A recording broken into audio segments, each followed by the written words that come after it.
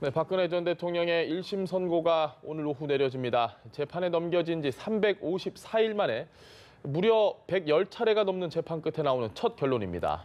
선고 과정은 텔레비전으로 생중계되는데 박 전 대통령은 재판에 나오지 않습니다. 서울중앙지법에 나가 있는 취재기자 연결합니다. 구하림 기자. 네, 박 전 대통령의 1심 선고를 앞두고 이곳 법원에는 오전부터 긴장감이 감돌고 있습니다. 취재진은 물론이고 박 전 대통령 지지자들이 하나둘 모여들고 있는데요. 법원은 대규모 집회가 예상되는 만큼 돌발 사태에 대비해 곧 법원 정문과 주출입구를 폐쇄하고 방청권을 가진 사람만 출입할 수 있도록 할 예정입니다. 또 오늘 재판은 하급심 재판 최초로 텔레비전으로 생중계되는데요. 첫 하급심 생중계를 앞두고 법원은 방송 장비를 점검하고 사전 리허설을 하는 등 준비 작업을 마쳤습니다.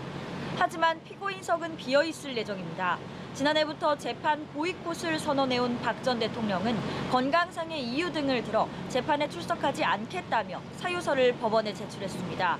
국선 변호인들도 일부만이 법정에 출석할 계획이고 박 전 대통령은 자신에 대한 선고 결과를 구치소에서 전해드릴 전망입니다. 네, 박 전 대통령의 혐의도 상당히 많은 것으로 알려져 있죠. 오늘 선고의 주요 쟁점 무엇입니까? 네, 박 전 대통령은 미르케이 스포츠 재단 설립을 위해 대기업에 700억 원대 출연금을 강요하고 삼성으로부터 정유라 씨의 말 지원을 받는 등 18가지 혐의로 1년 가까이 재판을 받아왔습니다. 오늘 선고의 최대 쟁점은 박 전 대통령에게 내려질 형량입니다.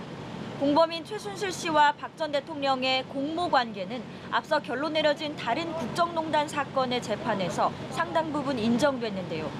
박 전 대통령과 11가지 혐의가 겹치는 최순실 씨가 1심에서 이미 징역 20년을 선고받았고 최 씨의 판결문은 박 전 대통령 재판에도 증거로 제출됐습니다.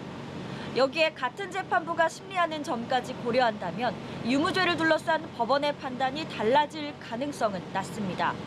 또 법원은 조금 전 조원동 전 청와대 경제수석에 대한 1심 선고 재판에서 CJ 이미경 회장의 경영 퇴진을 지시한 박 전 대통령의 책임이 더욱 크다고 지적했는데요. 이처럼 여러 혐의가 간접적으로 인정된 만큼 박 전 대통령이 중형을 피하기는 어려워 보입니다.